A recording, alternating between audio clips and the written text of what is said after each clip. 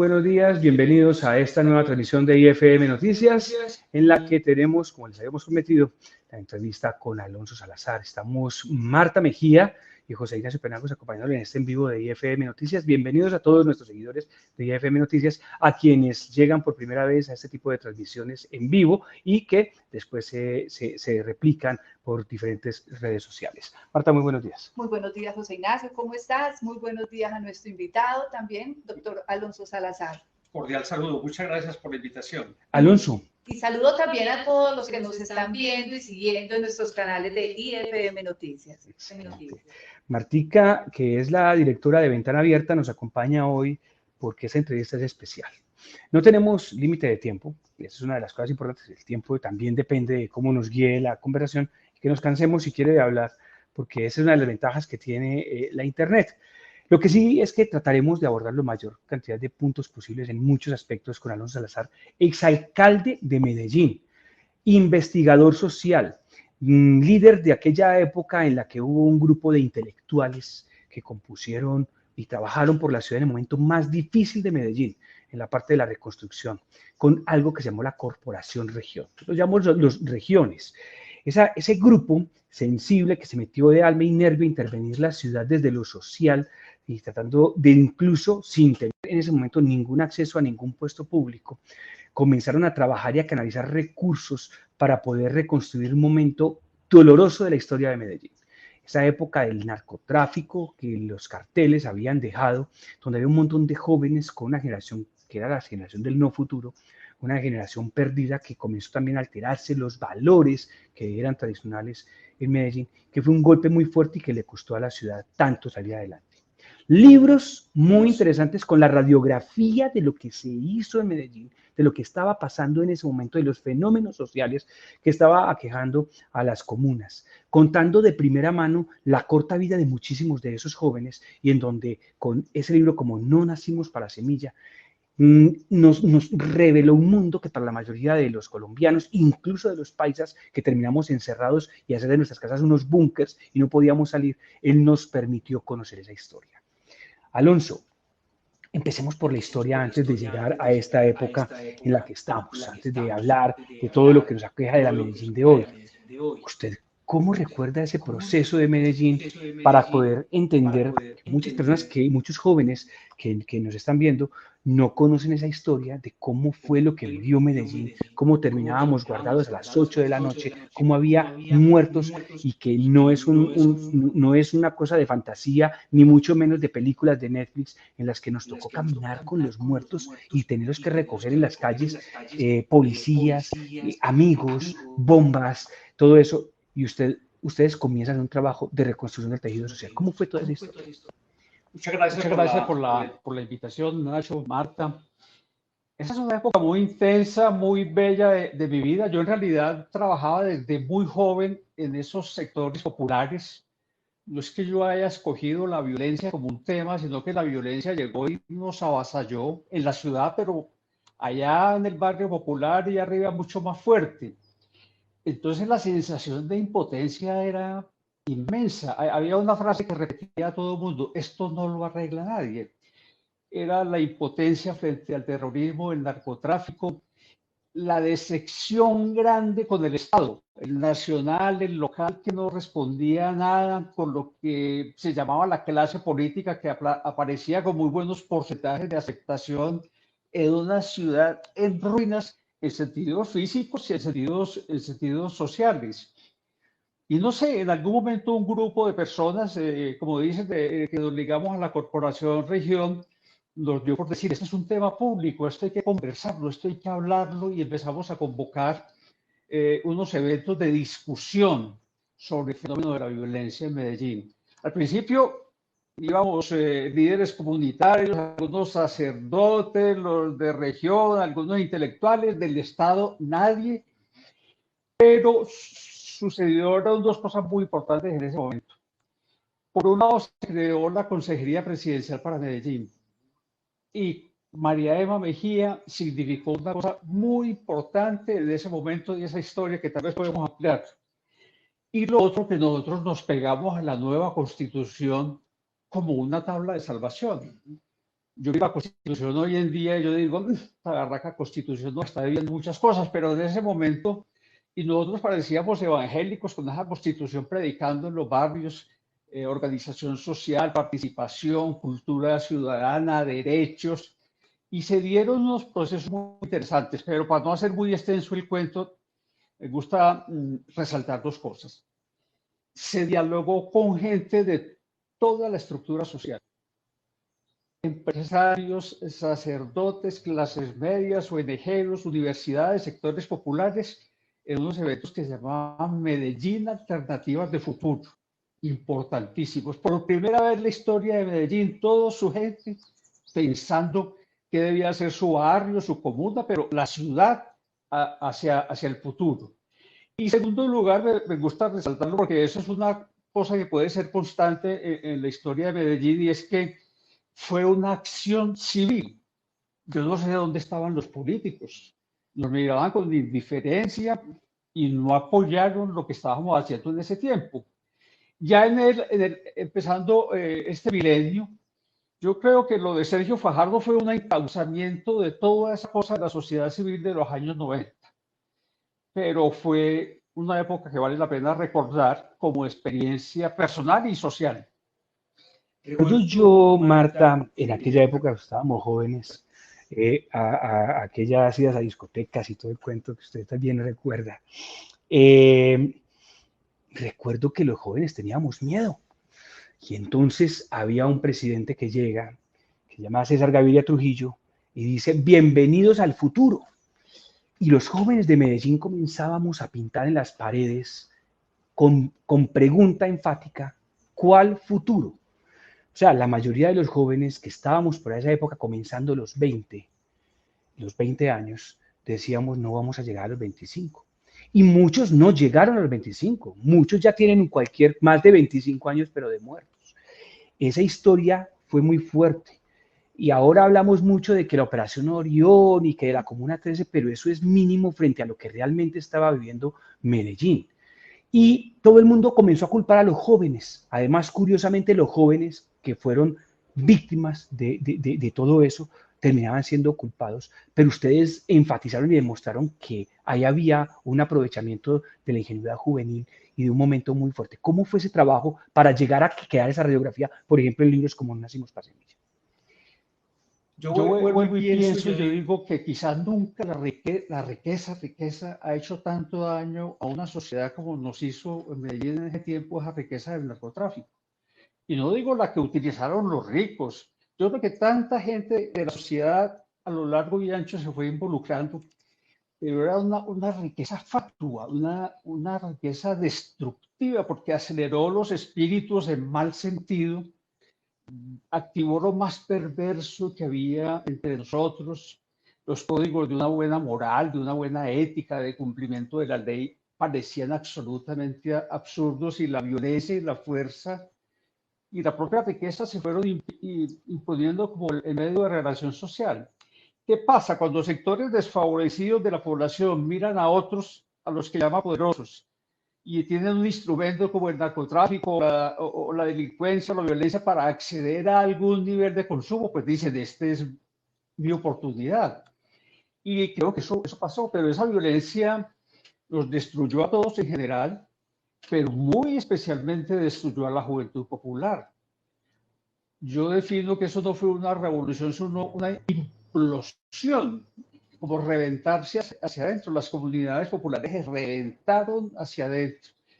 Y el proceso de reconstrucción, que yo creo que es incompleto todavía, fue lento, despacioso. Yo vi a muchos jóvenes que teníamos aquí como de la mano, que esa corriente de la muerte se los llevaba irremediablemente. Todo esto no es pasado, todavía algo de todo eso sobrevive en la ciudad, y tendríamos que tener más conciencia de ella para pensar en cómo reconstruir ahora que estamos viviendo otra vez como una situación que yo defino como extrema. En ese momento se vio que no solamente los jóvenes de ciertos estratos sociales, sino que eran todos los que estaban involucrados en el tema, porque era una falsa riqueza que les llegaba muy fácil sin tener que estudiar, sin tener que hacer un trabajo muy forzado para ellos, era algo fácil y fuera de eso se daban unos lujos que sus padres no tenían el acceso para dárselo. Entonces eso se vio mucho y generó mucho miedo en la juventud.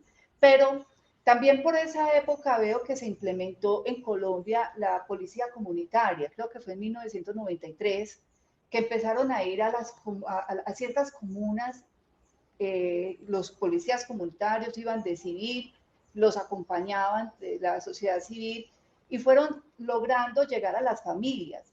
Creo que usted estuvo muy implicado también en eso y ayudó mucho también a fortalecer la policía comunitaria. En estos días estuve hablando con uno de los amigos que aún conservo de esa época, un joven que hoy en día es músico, muy brillante además, y recordábamos muchas de las cosas que se hicieron en ese tiempo. Había una realidad y es que muerte, violencia y masacres ya se habían dado por años y no había como una reacción social en realidad, hasta la masacre de Oporto. Cuando esa violencia se proyectó sobre otros estratos de esa manera tan cruel, hubo una reacción social. Yo recuerdo que el padre Emilio Betancourt me invitaba a que yo hablara con la gente en el sector de Poblado para concientizarlos de la realidad de la sociedad. Y él me decía, asústenlos.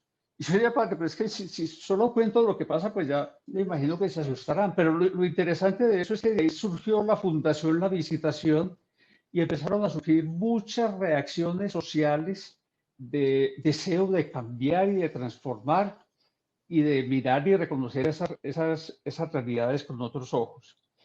Había un problema y es que el Estado era el enemigo de la población. O mejor dicho, se dieron muchas circunstancias raras. Por ejemplo, cuando Pablo empezó a matar policías, una parte de los policías iban y se metían a las zonas de las milicias porque ya los protegían. Pero al mismo tiempo subían agentes de seguridad, agentes secretos que hacían masacres. Es decir, era el caos. Yo creo que la reorganización institucional del Estado colombiano ha ido dando señas, pero sigue siendo muy lenta. El tema policía, Fuerzas Armadas, a los que les debemos tanto, yo de eso no tengo duda. Falta acelerarlo y hacer que la conciencia de esas policías comunitarias que después surgieron, pues se afiance y esa relación de derechos humanos en plena vigencia con la población. Cuando fui secretario de gobierno implementé mucho ese modelo de policía comunitaria, ya estoy hablando del año 2004.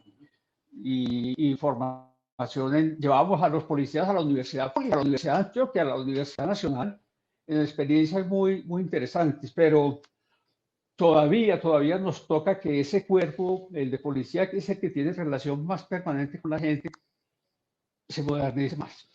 Quienes vivieron en ese momento la dificultad de estuvieron ahí lo que llamamos los regiones, la Corporación Región, Sergio Fajardo, Alonso Salazar, Jorge Melguizo, se me escapan muchos nombres que estuvieron ahí, que yo recuerdo, que comenzaron a trabajar la conciencia, como tú dices, sin políticos, casi que sin nada, tratando de componer un diálogo social, terminaron siendo los líderes que ayudaron a jalar y a jalonar la reconstrucción de esta ciudad.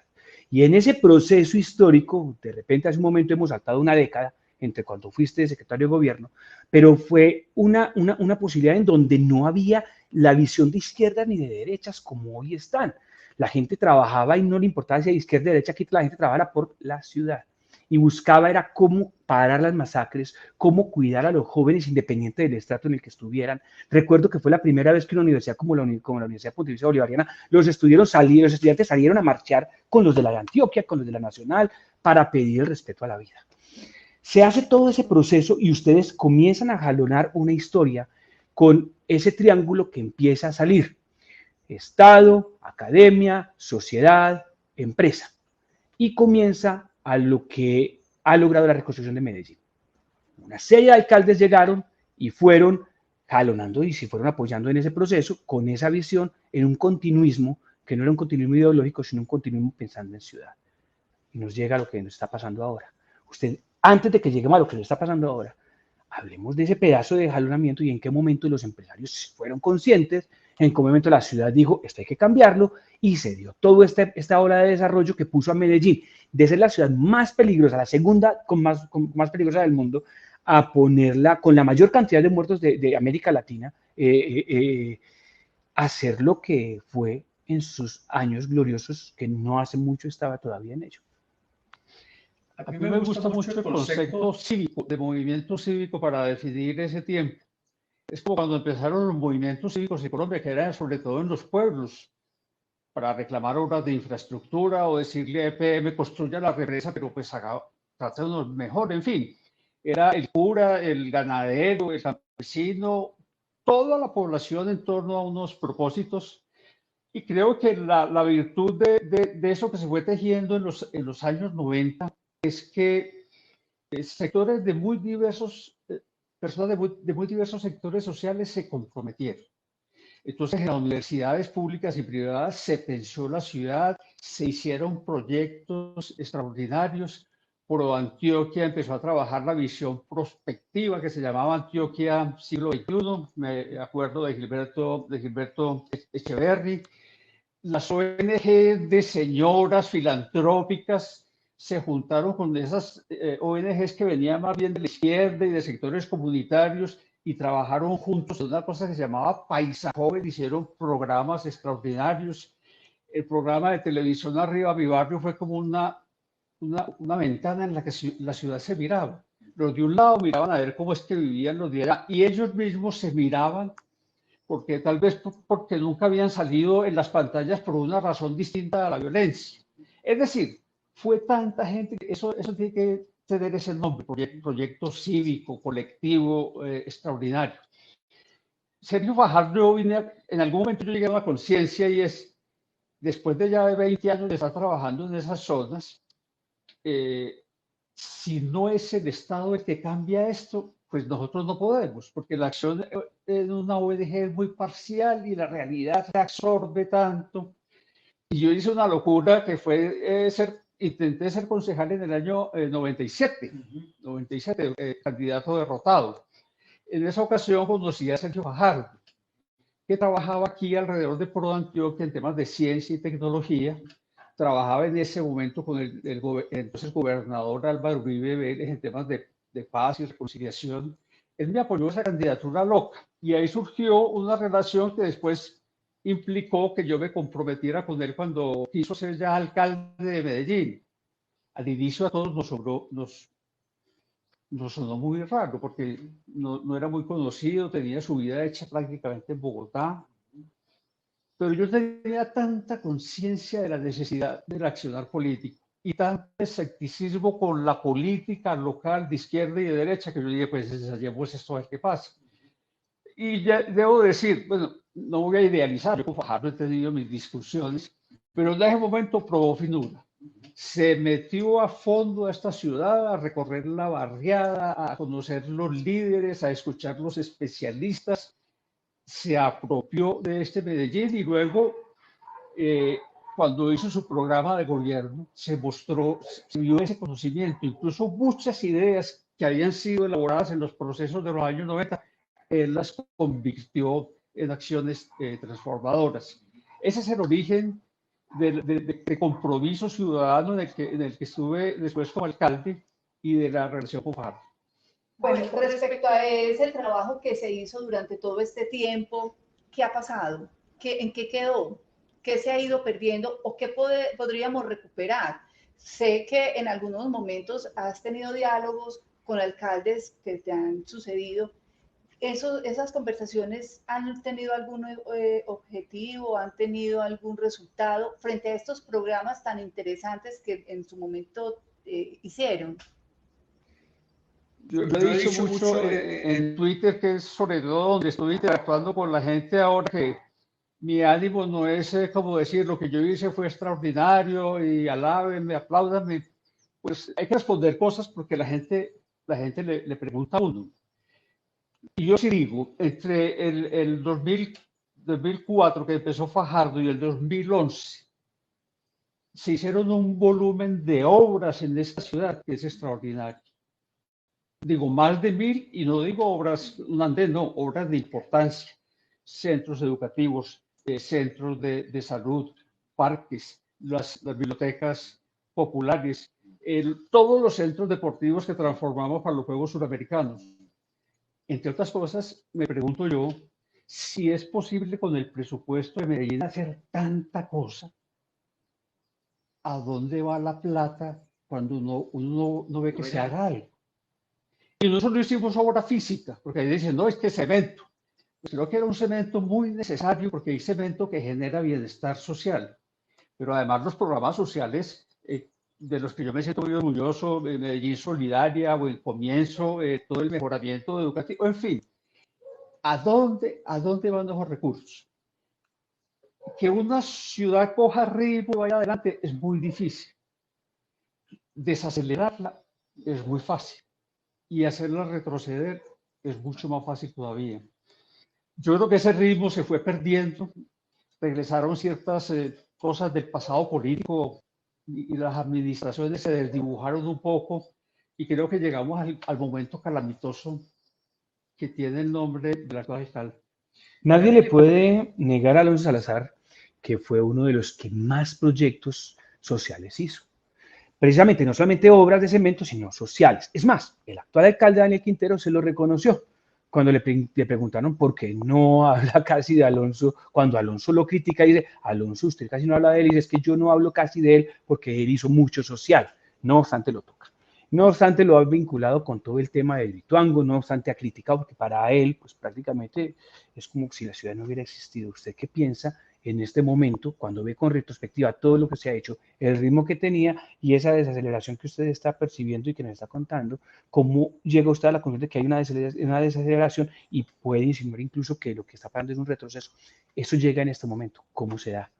¿Usted cómo lo percibe, cómo percibe esta administración? Además, con la experiencia de exalcalde, ¿no? Usted ya manejó recursos, usted estuvo ahí en ese piso. Yo creo que la imagen que utiliza la gente me parece muy, muy válida y no encuentro otra mejor. Caballo de Troya. Ese hombre llegó a la ciudad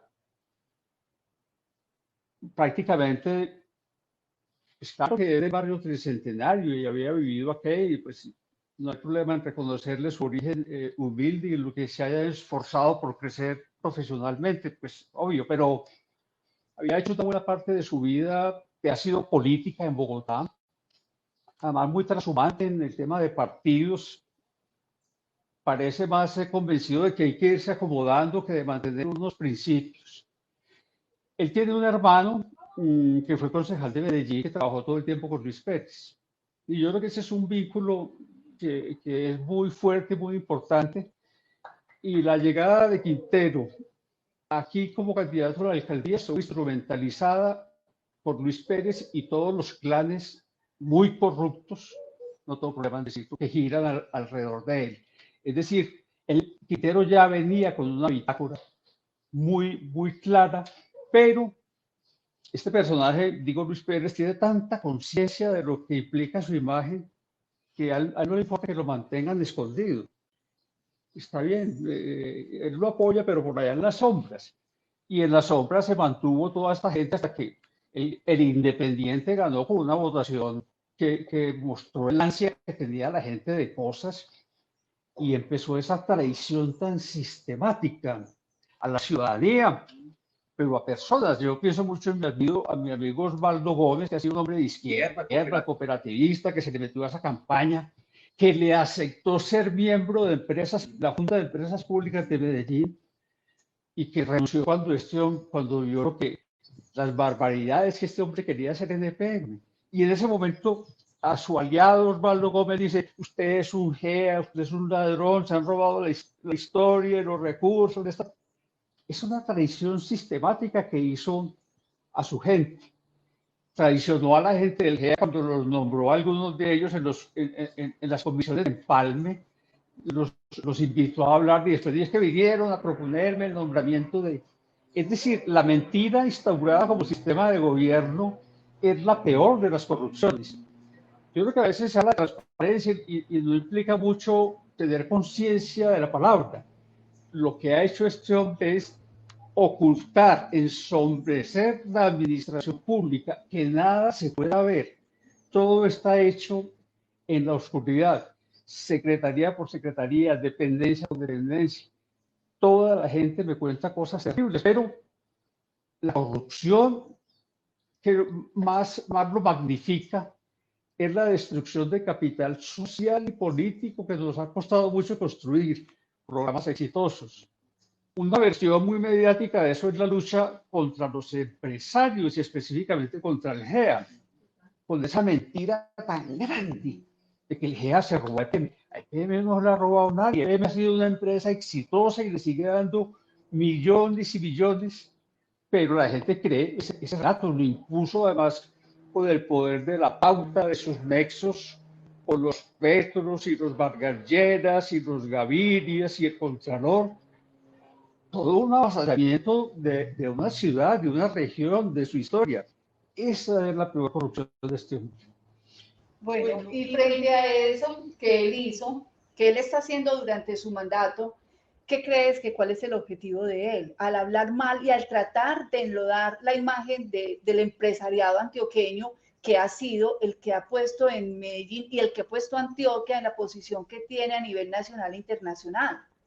Entonces, en este momento vemos un empresariado que está siendo visto por la alcaldía como los enemigos de la ciudad, como los que, sin reconocer el empleo, el crecimiento, los impuestos que le generan al departamento. ¿Cuál crees que puede ser la visión o qué es el objetivo que tiene este señor Quintero frente a ellos? Yo creo que esa pregunta es muy de fondo y yo voy a decir unas cosas que he ido concluyendo, pero habría que indagar más, porque me extraña mucho, es decir, me inquieta qué es el trasfondo de todo esto. Y voy a hacer una vuelta rara para explicarle lo que yo pienso. Este fin de semana leí la columna de Vargas Lleras contra los empresarios antioqueños, idealizando a los Gilinski, idealizando los capitales árabes que van a llegar, porque aquí estos empresarios son montañeros, abusan de los pequeños accionistas, Pero yo quedé pensando que es que eso ya lo he escuchado mucho. ¿Y a quién se lo he escuchado? A Gustavo Petro hace mucho tiempo. Sí. Mucho tiempo. ¿A quién más se lo he escuchado? Y en esa revista Semana, cuando le dedicó la última carátula de manera desenfrenada, yo digo, ahí se desnudó, se lo escuchaba al alcalde Quintero. ¿Quién más es gran enemigo del GEA? Luis Pérez. ¿Por qué? Porque la gente del GEA nunca le ha hecho venia a Luis Pérez y tiene conciencia de que su modelo, el que además por desgracia no está ido generalizando, es un modelo corrupto que nos hace mucho daño. Nicanor Restrepo no podía ver este personaje y ha heredado. Entonces, yo dije, una conspiración. Digo, hay algo tejido y de fondo y de largo plazo, porque los debates de Petro contra el GEA empezaron ya en el 2008. A lo largo de todo este tiempo ha tenido relación permanente con los Gilinski. Después, Vargas Lleras entró al coro y todas las palabras de los unos y los otros se han ido sincronizando hasta llegar a este asalto de los Gilinski al grupo empresarial antioqueño. Hay gente que me dice que yo soy ficha del GEA. Ni ficha, ni socio. Ustedes ven, este apartamento todavía tiene un poquito de hipoteca para pagar. Tengo una casa en la Estrella. Yo no me he enriquecido en mi administración. Y yo le digo a todo el que me dice ficha del GEA, pues diga dónde, cuándo, cómo, pues, porque la cosa hay que ponerla en perspectiva. Yo digo que esto fue una trama larga con todos estos clanes políticos, con la complicidad de Cambio Radical y Vargas Lleras, con la complicidad del expresidente Gaviria, con la complicidad del Contralor. Bueno, tanta cosa que, pero hago una pausa ahí necesaria. ¿Por qué no están investigados por el caso de Hidroituango Luis Pérez y Federico Gutiérrez? Cuando ellos llevaban ya el tercer año de gobierno, cuando se cayó el túnel. Ahora, yo no digo que alguien fue culpable, yo soy de los convencidos de que eso fue un hecho imprevisible. Pero ¿por qué excluyen a ellos y por qué me buscan a mí, que terminé mi mandato en el 2011, para crucificarme? Y a 20 empleados, que son mis compañeros de causa, gente que ha trabajado toda la vida en EPM, que tiene sus patrimonios elementales y dignos, que han gastado su vida al servicio de esa empresa. todo por una trama politiquera. Y viene el tema de la candidatura de Petro. Entonces esto va cuajando, ¿no? Los Gilinski quieren que Petro sea presidente. Petro quiere que los Gilinski y el capital financiero que se supone él debe odiar se vaya imponiendo en todas partes. Lupe es aliado de Petro y va a ser capaz de permanecer en la sombra porque ya tiene a los clanes liberales de aquí trabajando en la candidatura de Petro y él callado. Quintero metió su gente a la lista de Petro, gente muy cuestionada por lo demás. En fin, conspiración no, pero hay una cantidad de cosas encajando y todavía ayer escucho al alcalde diciendo que nosotros, será con este departamento, debemos pagar no sé cuántos billones de pesos. Es mal alcalde y una pésima persona, muy pésima persona. Y entonces, a través del tiempo, todo ese continuismo positivo que hizo la ciudad, empresa, Estado, sociedad, empresas, todo este equipo hoy en día es una mafia. Es que nos ha calificado a todos muy masivamente. Cuando se habla del modelo Medellín, dice que los empresarios trabajan, no es el cuento de ellos que inventaron y que por desgracia les pegó de la famosa puerta giratoria entre EGEA y EPM y no sé qué. Eran empresarios comprometidos con proyectos sociales, por ejemplo, en temas de educación. En mi gobierno llegamos a tener 130 ejecutivos de empresas trabajando mejorando administrativamente colegios de los sectores populares. Ese era el tipo de alianza, o lo de universidad, empresa, Estado, para ciencia y tecnología, en fin. Yo estaba pensando sobre ese concepto de la puerta giratoria y la mentira tan grande que es, que yo pregunto cada rato en las redes, bueno, entonces dígame, ¿quién de la junta de EPM que yo tuve era el GEA? Yo recuerdo muy bien a quién estuve. Y estuve sobre todo gente de origen social y de las ONGs. Me parecía muy importante darle ese matiz a EPM, porque los servicios públicos tienen una dimensión social, no solo es cuestión de calculadora. Implementamos programas muy interesantes. ¿Quién de mi administración, incluido el gerente de EPM, fue antes o después de administración parte del GEA? Nadie. Es decir, esa mentira hay que irla desmontando, porque con esa mentira armaron la mampara para empezar a escondidas el saqueo del municipio y preparar la llegada de estos banqueros rapaces a la ciudad. Yo creo que hay que recuperar el modelo, pero yo no soy un defensor incondicional de los empresarios. A veces en privado les he dicho que les falta más compromiso y que han ido perdiendo el contacto, tomarle el pulso a la ciudad. Y les insisto en algo. Quizá de los empresarios yo no esperaría tanto como plata, pero sí conocimiento. Ellos tienen que aprovechar la misma capacidad que tienen para empresas tan exitosas como las del GEA, por ejemplo, todas lo son y muchas otras, para pensar la ciudad y la región productivamente. ¿Cómo hacemos para que el desarrollo sea más redistributivo? ¿Cómo hacemos para que se pueda generar riqueza? El tema de Medellín y la provincia. Hay que pensarlo profundamente. Hoy siguen llegando miles de personas a estas laderas. Eso no para. Un poblamiento muy difícil de controlar, porque es que la única solución realmente de fondo está en la provincia. Y allá tiene que llegar una idea de desarrollo. Y yo creo que estos empresarios nos tienen que ayudar a pensar. ¿Está el alcalde, digamos, robándose la ciudad? Lo pregunto, porque usted ahora preguntaba que usted que manejó los recursos de una ciudad, que hizo tantas cosas, ¿sí?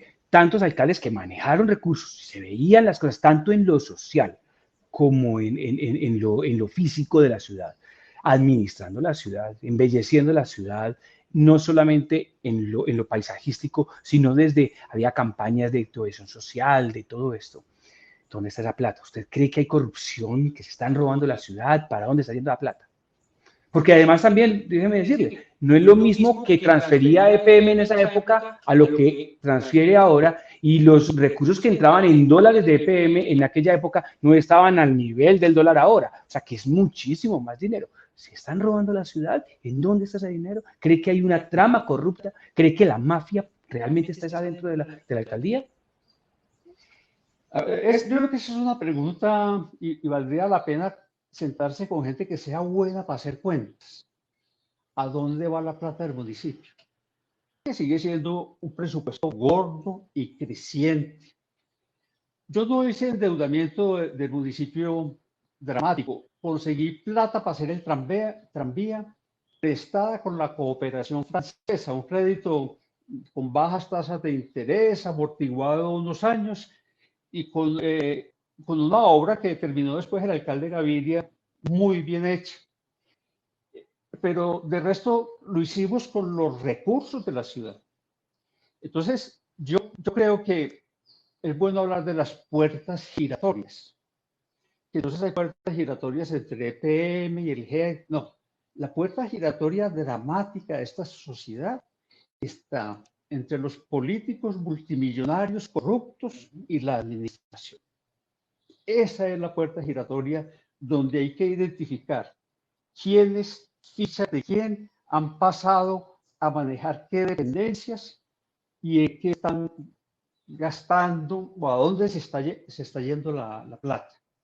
Esa es la cuenta que nosotros tenemos que hacer, y cada que digan GEA, preguntar, bueno, ¿y entonces qué pasó con el comienzo? Y cada que digan GEA, ¿y entonces qué pasó con las bibliotecas y la biblioteca pública piloto? ¿Y en qué está? Bueno, ahora está el sector cultural de esta ciudad ahogado, profundamente ahogado.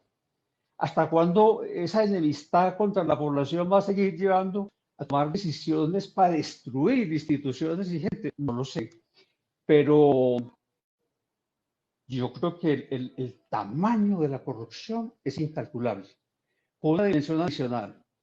Cuando los de arriba roban, los de abajo se sienten autorizados. Entonces hay prácticas. Esta semana escuché a una gente con mucho detalle, yo no digo o los periodistas sin confirmarlo. Están extorsionando a la gente supuestamente para la campaña política. ¿Cuánto le implica a un contratista que cobra 300.000 pesos? O a alguien por participar en un proyecto, venga, pero deme 3 millones de pesos. De ese tamaño es la escalada de corrupción que se está dando.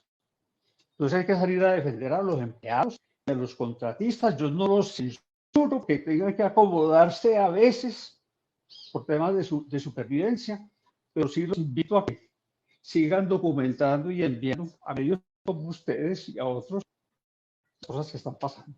Bueno, pero ahí me cuestiona porque vemos en este momento un grupo muy grande de ciudadanos que estamos defendiendo nuestra ciudad, como es el proyecto, la revocatoria a Daniel Quintero.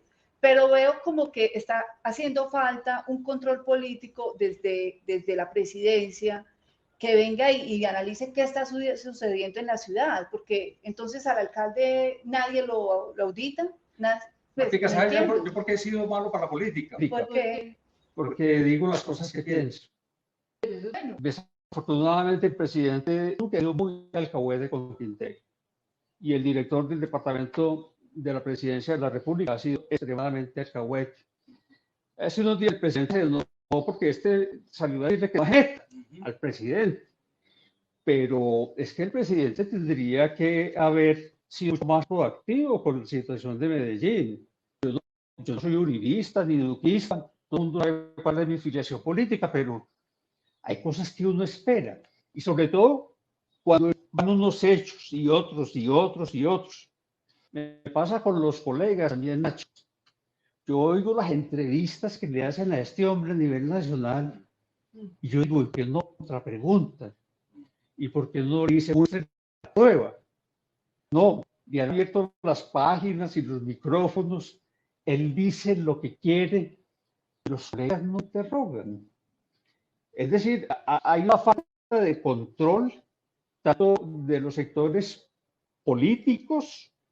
Ustedes debieran hacer una lista de equipos políticos, por ejemplo, están en campaña, quién está, qué piensan de esta administración, quería uno chequear. Hay unos que yo veía muy progresistas que están muy enredados ahí, me decepcionan. Pero creo que hace falta todavía jugarnos más en esa fiscalización. Yo no estoy en un plan de retorno a la política. Yo regresé a ese debate que el alcalde me sacó al baile. Así fue. No estoy en plan de candidato. Por razones muy diversas de la vida, yo me replegué.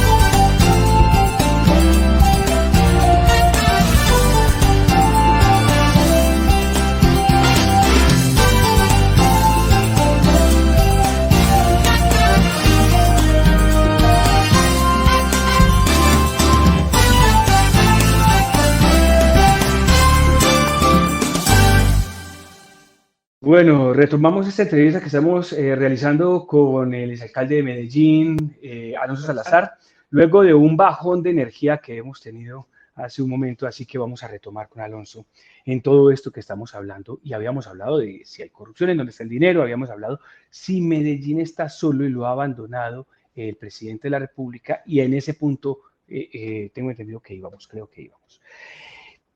Luego, usted nos dijo hace un rato que usted sale a la arena pública después de estar tranquilo, todo, porque lo mete. Pero él metió mucha gente. Él está metió a constructores, en el tema de Hidroituango, metió a exalcaldes, a exmiembros de junta directiva, metió a exgerentes, metió a medio mundo. En ese proceso, lo que hay con Hidroituango, lo que hay con EPM, es que realmente, ¿por qué tanto ocultismo? ¿Por qué se esconden? ¿Por qué primero acabar con un gobierno corporativo? ¿Por qué luego cambiar los manuales internos para el acceso a las personas? Caso Verbigracia, por ejemplo, el actual vicepresidente jurídico nunca hubiera podido ser vicepresidente jurídico. ¿Por qué modificar y mover las fichas de esa manera como lo está haciendo? ¿Qué hay detrás de EPM? ¿Qué hay detrás de Hidroituango? ¿Qué hay detrás de todo esto? Más cuando usted ha cruzado, que creo que también hay detrás del alcalde es un interés político. ¿Usted cree que es una continuación? ¿EPM se convierte en esa caja menor? ¿Qué es lo que hay? ¿Usted qué cree que hay detrás de todo esto? EPM no es una caja menor, es una caja mayor. Yo creo que es mentira lo que ha dicho, que es una caja menor del GEA. Que muestre pues los recibos o la factura o los, no sé, pero lo que sí es caja mayor es para un sueño que ha tenido hace mucho tiempo Luis Pérez, que es ir y negociar con unos contratos con lo que yo llamo las sombras de la China, que es el mismo sueño que tiene este alcalde. Vieron lo del informe Poiri, ¿no? Entonces el informe le dice, pilas, ojo, que la solución está en poner a marchar eso rápido y cambiar de contratistas es gravísimo. Usted se imagina esa hidroeléctrica desparramada de allá del Caribe, el volumen de víctimas. Entonces yo siempre he dicho que había una primera contingencia, esa no fue previsible, pero esta segunda contingencia la ha creado es el alcalde. La segunda contingencia consiste en que él quiere, de todas maneras, ahí está insistiendo con la licitación, negociar con contratistas nuevos. Y es que, claro, los volúmenes de eso, y yo creo que eso no sería en todo caso una contratación transparente. Ustedes publicaron algo que no sé, yo no tengo la certeza, pero contactos con personas interesadas en eso debe haber muchos.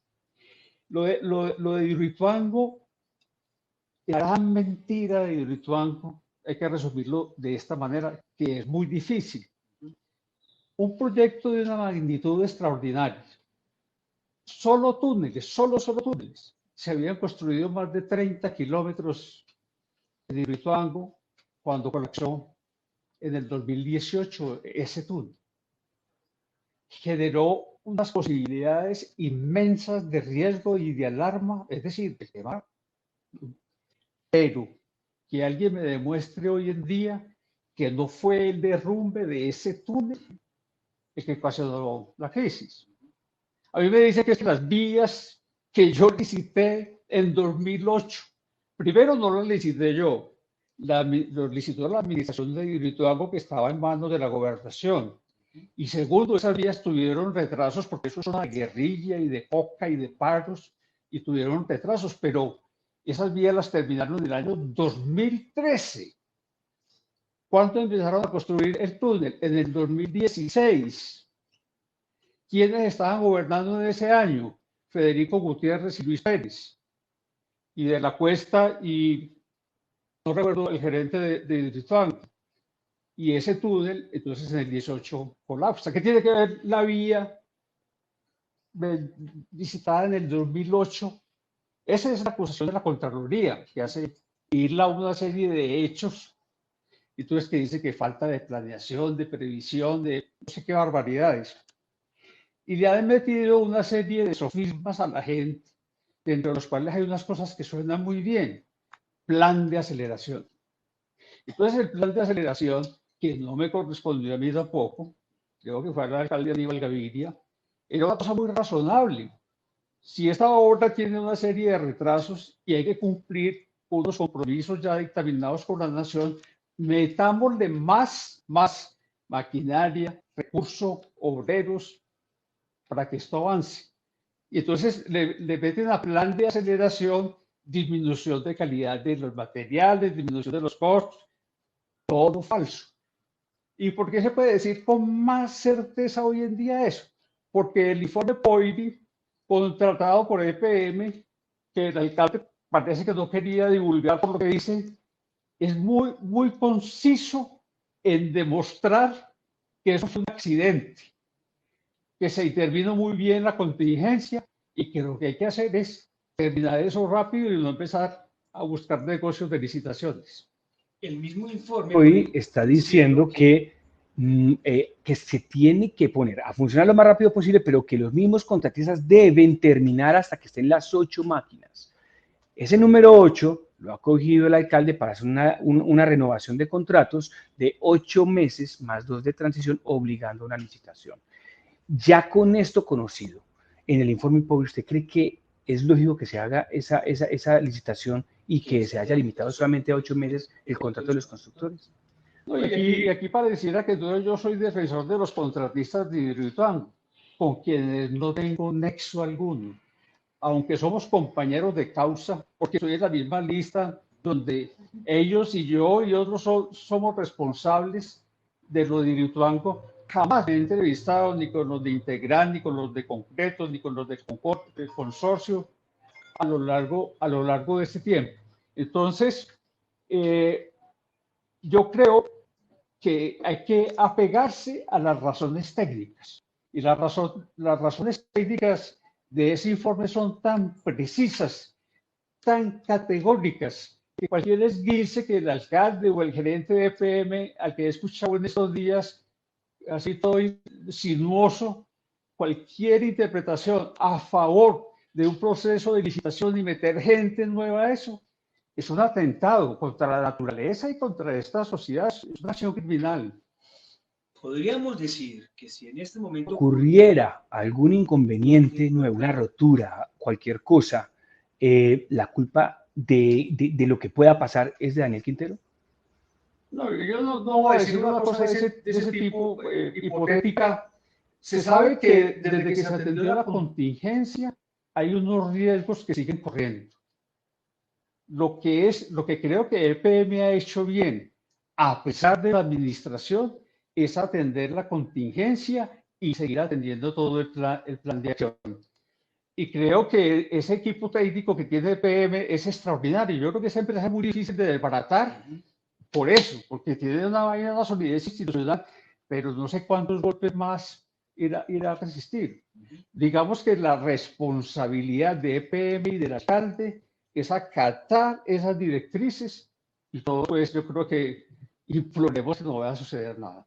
Pero no es momento también que el gobierno nacional intervenga en el tema más de frente y obligue a que estas condiciones del informe se cumplan y el alcalde cumpla estas normas. ¿Por qué? Porque entonces después pasa algo y a quién se va a responsabilizar. Listo, Daniel Quintero. Pero pienso que también se debe buscar y nosotros como ciudadanos vamos a tener que hacer algo para que el gobierno central nos apoye. Pues yo ya lo dije, yo creo que el gobierno central ha sido muy tolerante con esta administración de Quintero, muy condescendiente con el manejo del tema de EPM. Tienen unas superintendencias como las de servicios públicos que tendrían que estar, no sé, mucho más incisivas. Y yo no tengo, me da picardía decirlo, pero parece que con lo de los Gilinski fue bastante más acucioso el presidente, moviendo rápido la superintendencia para que les tramitara todos los temas de la OPA. Alonso, pagó Mafre. Y el alcalde dice que todavía se ven 350 millones de dólares. Faltan faltan 3 aseguradoras más por pagar, pero él dice que ustedes tienen que pagar. ¿A usted qué le...? El alcalde yo creo que actúa irracionalmente solo por motivaciones políticas y eso yo creo que es muy grave. Lo que tendría que haber pasado en Hidroituango, a pesar de lo grave de la situación y del riesgo que se llegó a vivir, es que una vez detectado que no hubo robo, la Contraloría, que es la que nos tiene pues crucificados, no habla de robo. Son supuestas decisiones técnicas que no tomaron los que estaban cuando se estaba construyendo el túnel, sino de ahí para atrás, con unas excepciones muy extrañas. Entonces fueron decisiones técnicas, pero el sistema de decisiones técnicas que tuvo Hidroituango correspondían a una EPM especialista ya en construcción de hidroeléctricas, a empresas que tienen ya larga experiencia como integral en el tema de hidroeléctricas. Es decir, un conocimiento y una experiencia de alta calidad propia. Pero le sumaron algo que llaman BOAC, que es un grupo de especialistas, varios del mundo. De tal manera que el mejor conocimiento disponible en el mundo estaba para la construcción de Hidroituango. Entonces no pueden acusar a alguien de que tomó una decisión inadecuada o irresponsable, sino que todo siguió unos cauces. Ahora, pues lo mío es demasiado lejano y yo no termino de entender cómo estoy metido ahí.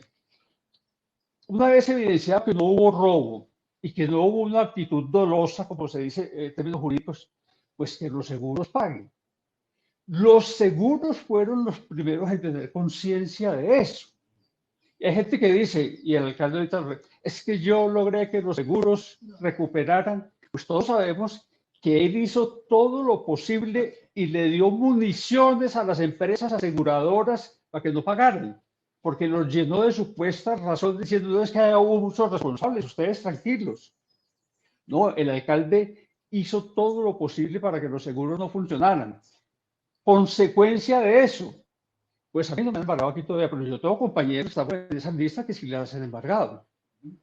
A los funcionarios. Es una cosa pues, que a mí me llena de una indignación y de una rabia. Entonces el alcalde se opuso, el contralor medio. El contralor yo creo que se vio en una situación ya donde estiraba ese proceso contra nosotros y empezaban unos tiempos muy complejos. Y creo que en eso, tal vez en ese momento, el presidente Duque pues hizo aparentemente algo, es decir, vamos a arreglar esto, y se reunió con los aseguradores, con Vivaldi, y sucedió lo que tenía que pasar, que los seguros no es que empezaran a pagar, sino que siguieran pagando porque ellos ya habían empezado. Ese es el absurdo de esta trama politiquera de Quintero. Bueno, pero hablas de una lista de funcionarios y también estás incluido en esa lista a los que Quintero los está poniendo como culpables frente a este caso, ¿ustedes están tomando o han pensado en tomar acciones jurídicas contra Quintero?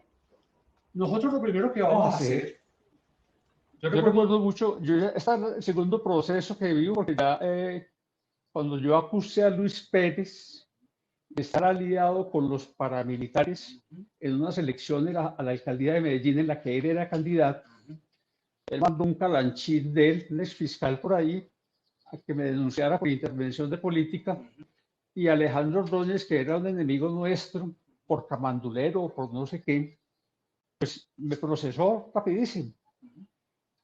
Queda inhabilitado por 12 años para la vida pública, además de destituido. Yo ya había terminado de todas maneras la alcaldía, y lo que yo logré después en el Consejo de Estado era que revocaran esa medida.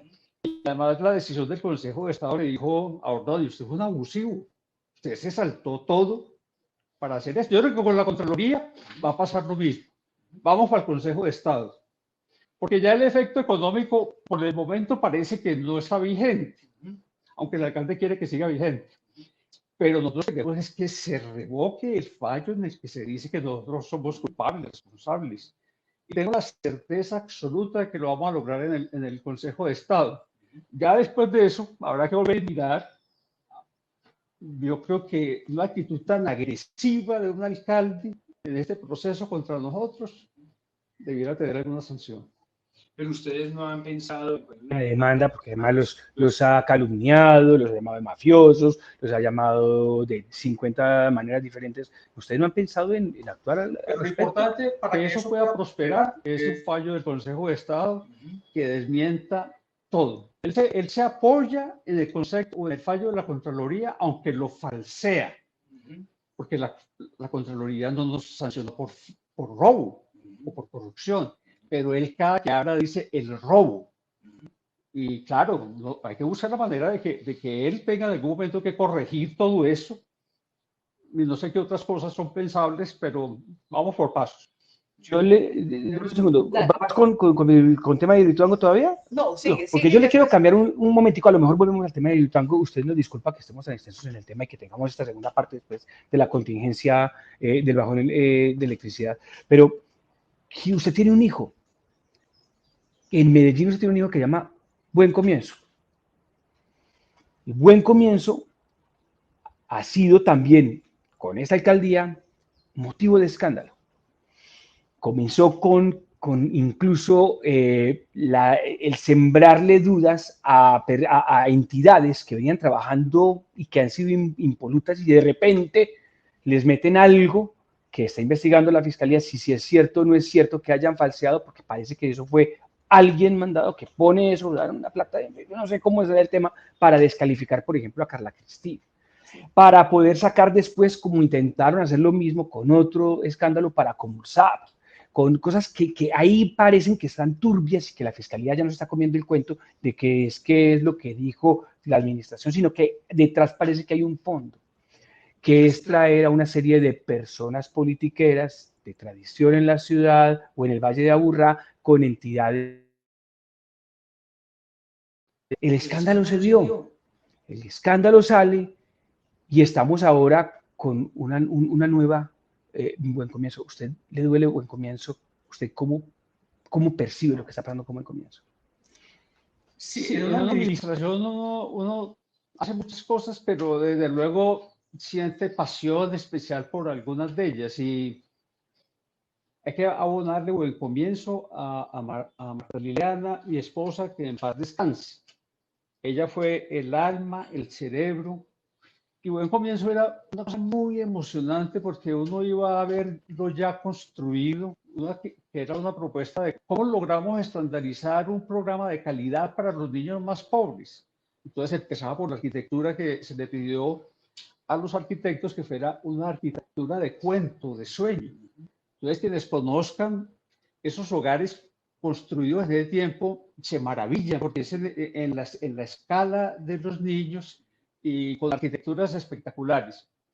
Ese programa lo llevo yo en el corazón, aunque repito, hay que sobre todo darle los créditos a Marta Liliana.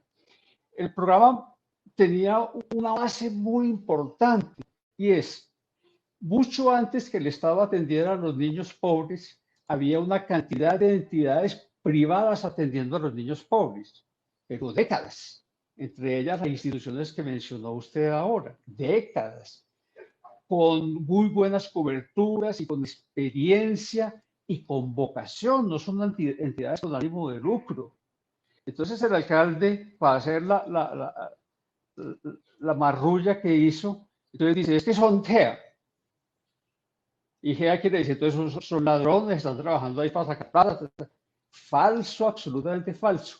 Ellos desde luego eran contratistas, pero también eran cooperantes de ese proyecto, porque el esquema era sumar lo público y lo privado y lo nacional y otras sinergias para tener un programa de alta calidad.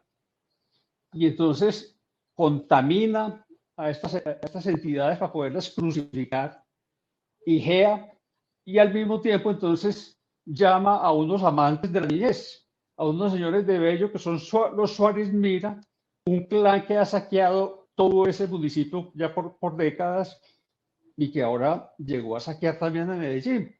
¿Será que ellos tienen sí la idoneidad?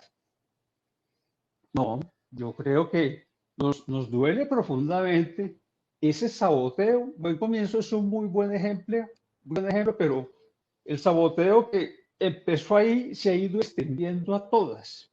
No hay entidad donde no haya un desastre administrativo.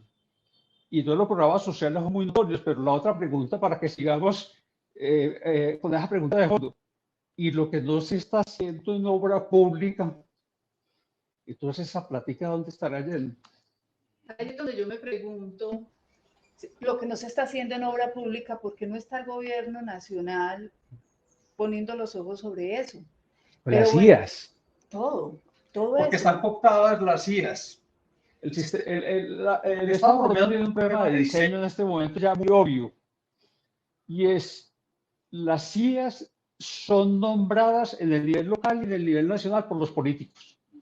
Y los políticos de distintas corrientes, además, le dicen al contralor, por ejemplo, nacional o local, hay un procesito, pero ten en cuenta que yo te ayudé para la elección, y hasta ahí llega. En el Consejo de la Ciudad de Medellín, cuando seleccionan personería y contraloría, pasan una bolsita donde cada concejal de la coalición saca el cargo o los cargos que le corresponden. El primer nivel ya está definido, pero todas las subdirecciones. Y entonces eso queda como una estructura paralizada, cooptada. La fiscalía, que no es nombrada, ha heredado unos sistemas de control que vienen incluso, lo digo así, de esos modelos de la oficina de Envigado, muy terribles, y hay gente que ha querido hacer cosas, pero ha sido presionada. Entonces, que mire que nunca me han condenado, que pues, a ver, averiguemos qué ha pasado, porque no es posible que avancen procesos de investigación, porque llevo el trabajo de la veeduría Todos por Medellín y están llevando a la puerta de las CIES, incluida la Fiscalía, esas investigaciones. Tengo cierto escepticismo, pero es muy importante hacerlo. En toda esta dinámica que estamos viendo en la ciudad, entonces surgen los movimientos de gente que está inconforme, que han estado muy pendientes del cumplimiento de un plan de desarrollo donde el papel lo aguanta todo y cuando está bien escrito con bonita letra, pues lo premian. Y entonces sacan a decir, no, es que nos quieren revocar cuando tenemos el mejor plan de desarrollo, pero no se habla de la ejecución. El tema va más allá frente a esa inconformidad y se llama revocatoria. ¿Usted qué piensa de la revocatoria, del movimiento de revocatoria, de los movimientos en general de revocatoria como mecanismo y precisamente y concretamente frente a este que se está? Porque yo sé que usted ha sido crítico también al tema y usted no iba al principio con la revocatoria, ahora va con él. En fin, cuéntenos qué piensa alrededor de la revocatoria. No, yo creo que la revocatoria empezó mal. ¿Por qué empezó mal? Porque empezó antes de tiempo, entre otras cosas. Y empezar antes de tiempo quiere decir inmediatamente que no estaban las causales establecidas para revocar a alguien. Entonces, es que estos no quieren ni siquiera dejar gobernar. Pues ese argumento creo que tiene un nivel de validez. No estoy en ningún comité pro revocatoria. No estoy en contra de la revocatoria. Y creo, y esto lo he insistido mucho, que el principal promotor de la revocatoria es el alcalde Quintero. Él fue logrando un público y después otro, y provocando a unos y a otros, y después calificando a tanta gente de mafiosa y de corrupta, y tanta ganas de desbaratar nuestra historia y nuestras identidades, que él solito, y todos los días no piensa que en algún momento va a cambiar, ¿no? Él está muy consciente y muy confiado aparentemente de su libreto, que es repetir sucesivamente y hasta el infinito las mentiras. Y por eso es que los ciudadanos, yo invito a eso, cada que el alcalde nos diga algo de esa mampara de empresarios o de GEA, preguntémosles cómo va la ciudad, de qué se siente orgulloso, o los amigos de él que escriben de izquierda y de derecha, que es que la conspiración uribista. Pues yo uribista nunca he sido. El presidente Uribe me regaña cada rato por ahí por cosas que yo digo y yo opino. Pero a mí no me define tampoco el antiuribismo, porque eso puede ser una ceguera que lleva, por ejemplo, como nos llevó en este caso, a elegir a este señor de alcalde de la ciudad. Bueno, frente a eso, lo que decías que Quintero es el mejor promotor de la revocatoria, estoy totalmente de acuerdo. ¿No cree que en algo se equivocó este grupo político que hay detrás de él cuando lo eligieron a él para que fuera el candidato que llegara a hacer el desorden que se montó en la alcaldía de Medellín? Porque es una persona que a veces uno piensa, ¿será que él sí piensa para hablar? ¿O será que habla y en algún momento pensará? Porque muchas cosas de lo que él dice no tienen sentido, no tienen base, no tienen un soporte lógico. No habrá una equivocación ahí cuando lo eligieron a él como el candidato para venir a hacer todo este desorden? Esa pregunta es muy buena. Pues yo quisiera tener la respuesta, pero no la tengo. Yo creo que inicialmente lo eligieron porque es un hombre que tiene unas habilidades. Es un hombre pues, caribonito, es espontáneo. No es caribonito, bueno. Él no es caribonito porque tiene como un ojo diferente y su paradito pues deja mucho que pensar. Bueno, la chaqueta cotílica me mata. No. Bueno, entonces en eso tienen más razón las mujeres que yo. Tampoco es que me gusten los hombres.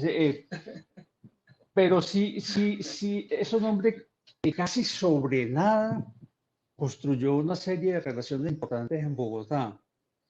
Él fue del Partido del Tomate, pero que es el Partido del Tomate. Después es candidato a la Cámara, pero pues un candidato que fracasó.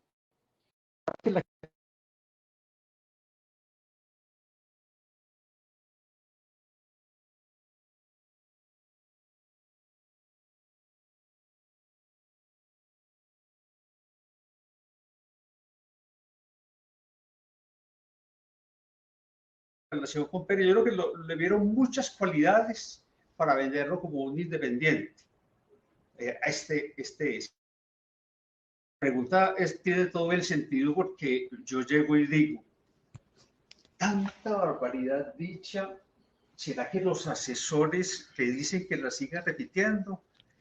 Yo a veces, pero eso es una cosa pues, como rara. Dice, este muchacho se me salió, este muchacho no lo puedo controlar.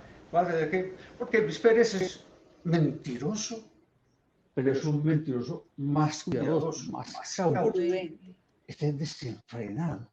Este es muy desenfrenado, como si no gobernara él mismo sus instintos. No tengo respuesta para la pregunta, pero me parece muy interesante. Sí, porque es que él ha tenido actitudes que no son los más normales. Por ejemplo, cuando se dio el robo acá y que va llegando con el atril, por Dios, es que todavía no es presidente. Y si lo va a hacer algún día tampoco, pues. Eso fue algo que parecía un cuento chistoso. ¿De Netflix? Sí, o sea, todo el mundo salió de eso, ¿no? De Netflix. ¿Cómo llega con el atril? Eso no tiene al montaje, como si ya lo hubiera calculado y lo hubiera sabido. Eso es interesante porque yo he hablado con personas que lo conocen desde hace muchos años y desde joven, y lo definen muy bien por una palabra que no sé si todavía esté tan vigente para él, que es el máximo estratega. Eso pues es muy bien pensado cada cosa. A veces le veo cosas que no sé. Pero la otra que sí está presente es que descomunal en la ambición. Y que él se pone unos prototipos de familias ricas y dice, allá estaré. Me imagino yo como Pablo Escobar cuando dijo yo quería ser millonario a los 25 o algo así. Pero el otro tema es la obsesión por la presidencia. Entonces ellos ven en el paso por la alcaldía de Medellín, igual que Luis Pérez, la posibilidad de tener el dinero para llegar a la presidencia. El modelo político de Luis Pérez es ganar gobernación sin hacer campaña, porque no hizo campaña. ¿Cómo se gana una elección sin hacer campaña? Con plata. Y esa plata se la distribuyó a toda la gente en todo el departamento de esas estructuras para que le garantizaran el volumen de votos. Y él escasamente fue a los debates. Él se sueña, los dos creo yo en este momento, que el dinero da la presidencia. Puede ser, existe la posibilidad de la desgracia de que esa lógica llegue a funcionar. Ojalá que no, pero esa ambición, el dinero y el poder, pues van entrecruzadas. Entre lo que está usted planteando, más lo que nos ha dicho antes, podría uno concluir entonces que ahí es donde está la plática. Que la plática se está guardando para la presidencia, que la están sacando, que la están poniendo en algún lado para la presidencia. Que concluya el televidente. No, yo creo que hay cosas que son obvias y es, Luis Pérez se presenta como un empresario exitoso, visionario, dice él.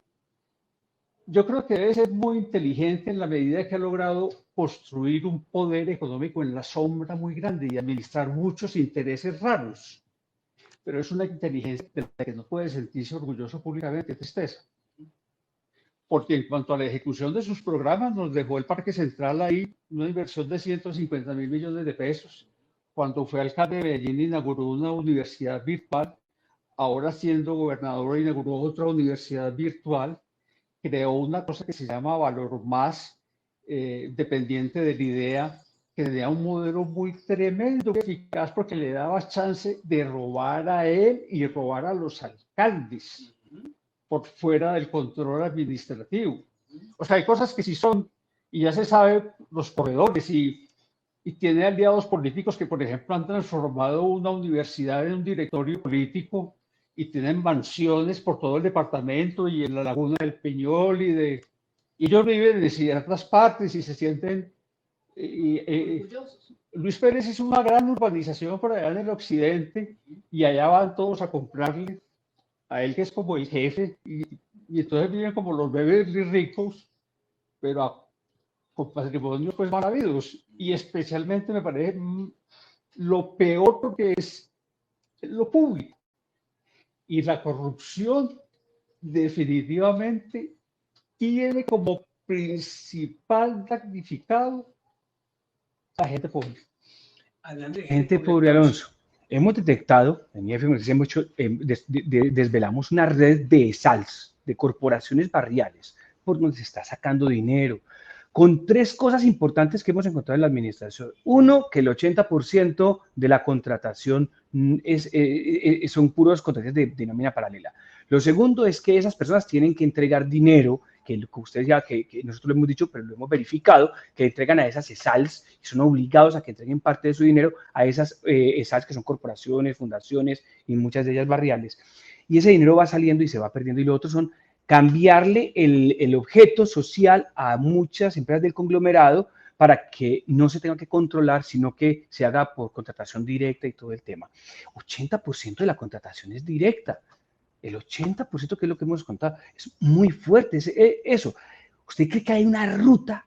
¿Usted que ha visto el tema social, cómo funcionan esas corporaciones que a duras penas funcionaban para hacer cosas? Hoy en día, ¿cree que esa es la ruta con la que eso se está viendo en los barrios, que se haya una inversión a través de eso, aunque el dinero fluye? Hay una frase que recuerda mucho en la historia de Colombia del presidente Julio César Turbay.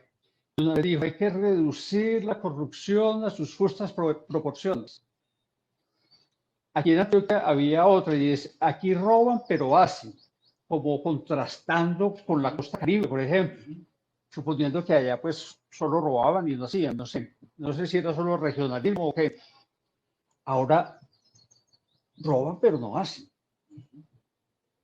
Ahora, yo no tengo el conocimiento, me gustaría tenerlo, de cómo esos recursos empiezan a moverse. Entonces, pues uno escucha historias de maletas que se mueven y de oro, pero yo soy muy malo para hablar de cosas de las que no tengo certeza, pero definitivamente tiene que haber unos sistemas para guardar y lavar ese dinero que no es poco y tiene que estar aplicando. Hay una frase que dice que cuando el río suena, piedras lleva. Sí, pero este río no está sonando, eso es una borrasca. Esto ya se vino una avalancha. Entonces la ciudad de Medellín, la ciudadanía tiene la opción de seguir creyendo esta mitomanía o reaccionar realmente, porque el tema público, vuelvo, insisto, lo peor de lo público es afectar a los más pobres. Y cuando lo público no funciona, tiende a generar turbiedad en toda la sociedad, desorden. Y todos resultamos afectados por ese desorden. Una vez le escuché a Bocus, es uno de los hombres en los que yo he confiado y de los que he querido en todo esto, que hizo un símil. Y entonces dice cosas a veces que lo ponen a pensar a uno, y yo digo, hasta el peor asesino quiere encontrar un buen educador para su hijo. Yo creo que, decía Bocus, yo creo que independientemente de cómo seamos, debemos buscar buenos administradores de lo público. Y le pongo de otra manera. Hay gente que logró capitales ilícitos y se hizo rico. Eso son otras historias y a veces van pasando ya las décadas y eso. Pero claro, en algún momento, pues se sanean. Piensa usted en los Kennedy. Todo el mundo dice que los Kennedy eran mafiosos. Sí, pero él no quiso que sus hijos fueran mafiosos. Él quiso que sus hijos fueran presidentes. Y ahora, Luis Pérez saqueó el ICFES desde que fue tal vez su primer cargo público. ¿Sabe cómo? Repartió, se caminó el país buscando universidades piratas para venderle las licencias. Pero llegó al alcalde y apenas este alcalde ahora le compite la fama de corrupto, ¿se acuerda del Luis XV? Pero llegó a la gobernación y siguió. O sea que no hay espíritu de siquiera de, bueno, ya tengo mi planta, ya voy a ser distinto, no. Pero además se ha dedicado a ayudar a organizar y a darles la mentalidad y los sistemas a todos los otros para que la corrupción de ellos sea el sistema que los domine. Vamos cerrando. No, vamos Pero cerrando. le quería preguntar algo, Sí. Porque de todas maneras todas las personas tenemos algo en nuestro corazón y en la parte humana. Usted que ocupó esa oficina de la alcaldía, ¿qué cree usted que puede vivir este hombre cuando llegue y se encierra en su oficina y está viéndose a sí mismo? Cuando se mira en un espejo y ve esta persona que él está dejando una huella imborrable en la ciudad de Medellín. ¿Qué van a pensar sus hijas cuando crezcan y se encuentren que en la historia de Medellín pasó un alcalde al que la gente no quiere? Porque aunque sus bodegas salgan a decir lo que quieran, el ciudadano del común, los habitantes, estamos ya cansados de este señor. ¿Usted qué cree que la parte humana de eso cómo puede afectarlo? Pero es que los sociópatas no tienen esos sentimientos ni esas preguntas. Y a la política, a algunas actividades llegan cierto tipo de mentalidades y de... Yo, por ejemplo, sufría mucho cuando escuchaba denuncias de corrupción en mi administración. Parece como si yo mismo me estuviera robando la plata. Entonces yo me movía a investigar, a indagar. Llegué a cambiar funcionarios solo por la sospecha. Venga, hermano, que esté mejor que allí que acá. Yo creo que estas personas no tienen esas angustias. Hay otros que nos angustiamos por casi cada cosa, pero para ser tan desenfrenados. Quiero cerrar Ya agradeciéndote muchísimo. Primero que nos albergues en tu casa, que aceptes esta invitación de IFM Noticias, que nos hayas aceptado tanto tiempo de esta entrevista y que además, pues, con la dispensa de los quienes nos siguen por el corte eléctrico y todo que tuvimos que retomar, pero ¿qué siente cuando sale usted por las calles de Medellín, las que usted pavimentó, las que usted arreglaba, enfatizó para los jardines, y buscaba que hubiese semáforos, que hubiese la gente, tuviese programas para que no hubiese gente en las calles. ¿Usted qué siente ahora cuando ve lo que ve? Cuando sale, simplemente cuando sale como ciudadano convencional. Ayer me encontré con una mujer que conozco hace muchos años que todavía es ventera ambulante y me buscó para dos cosas. Hacía mucho tiempo no nos veíamos para como reagradecerme todo lo que habíamos trabajado juntos. Porque uno finalmente cuando hace supuesta labor social o beneficios, el mejor método es hacer con ellos, volverlos protagonistas. Entonces, una de las experiencias más bellas que yo tuve fue con los venteros ambulantes. Esto desde que fui secretario de gobierno. Pero además para narrarme lo que están viendo como en el municipio y en los funcionarios. Y entonces eso sí deja mucha desolación. La ciudad tiene una inercia y la ciudad se va manteniendo. Se van viendo síntomas físicos de ese deterioro administrativo. ¿Hasta dónde llegarán? No sé. Pero no hay que esperar a que venga el caos total. Hay que identificar en los síntomas que ya hay, en el volumen de información, en las entidades que lo están diciendo, en las personas que lo están diciendo, ya la evidencia suficiente de que hay que hacer algo. Y hacer algo es volver a pensar cívicamente la ciudad, implica pensar con muchos y pensar en una perspectiva de bien común. Los políticos están ahora muy ocupados en campaña, pero los que están activos en la política, pues yo creo que también están en deuda de empezar a decir, pues qué nos van a proponer, qué quieren, o van a ser indiferentes a esta ansia de mejor camino. Medellín tiene muchas potencias y esos orgullos nuestros ancestrales tienen una razón de ser. Lo que no puede ser es que vivamos del mito de la antioquidad y de lo grande, pero nos dejemos meter los dedos a la boca. Me recuerda a Estanislao Zuleta. ¿Se acuerda usted que lo estudiamos y lo leímos tanto? Ese filósofo paisa que nos dijo que sí, Antioquia muy fuerte, pero no basta decirlo, sino que hay que seguir actuando para hacerlo. Gracias por estar en IFM Noticias. No, a ustedes muy generosos, Marta, muy generosa. Y bueno, creo que nunca había tenido un desahogo tan largo. Maravilloso, ¿no? Eso también es terapia, ¿no? Tengo que agradecer también a ustedes por estar pendientes de IFM Noticias, de esta entrevista. Agradecerle mucho a Alonso, con quien me vuelvo a reencontrar, porque tengo que contarle a la gente que trabajamos juntos. Cuando Medellín estaba en caos, terminamos en Bogotá tratando de generar política social para los jóvenes y trabajamos en el extinto ya Viceministerio de la Juventud.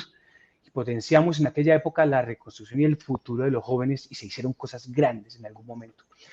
Ojalá el país volviera a pensar en eso, porque pensamos en aquella época en los jóvenes indígenas. ¿Cuántos jóvenes indígenas nos llevamos para ayudarles hasta Villavicencio y los sacamos de las selvas y los ayudamos, los volvimos a llevar allá con una mentalidad diferente? ¿Cuántos jóvenes volvimos a trabajar la tarjeta joven, la ley de juventud? Nacieron los consejos municipales de juventud en aquella época, salieron de esa época de gestión nuestra, cuando estábamos en el Ministerio de Educación. Ojalá se volviera a tomar una política social para los jóvenes que Medellín sí que necesita. Yo creo que a usted le va a tocar repensar eso de no volver a lo público o volver a montar una corporación regional.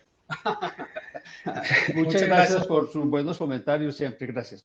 Bueno, muchas gracias a todos por habernos acompañado hoy. Muchas gracias, doctor Alonso Salazar, por habernos recibido para esta gran entrevista y esperamos poderlo volver a tener para que sigamos con estos temas tan importantes. Pendientes de IFM Noticias, todo lo que hay en nuestro portal www.ifmnoticias.com, de todo lo que hay en nuestro canal de YouTube de contenidos nuevos, vendrán nuevas sorpresas, darle la campanita y estos videos hacerlos virales. Este video, quedó interrumpido esta entrevista, para que no tengan que estar, digamos, mandando los dos enlaces y hacerlos viral los dos enlaces, vamos a hacer una unión que espero que para la tarde, para esta misma tarde o mañana muy temprano, esté en un solo video y que todo el mundo pueda estar pendiente. Que tengan todos un excelente resto de día, mucha suerte y pendientes de IFM Noticias. Hasta luego.